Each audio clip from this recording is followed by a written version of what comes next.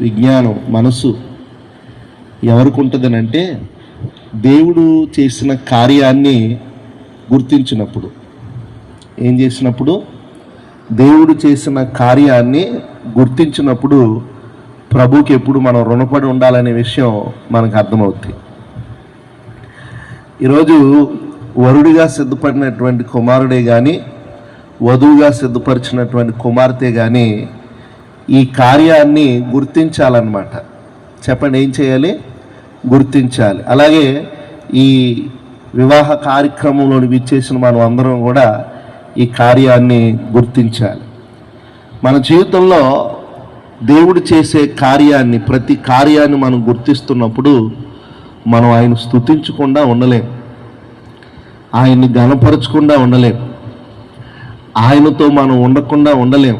ఎందుకంటే ఆయన కార్యాలు అటువంటివి.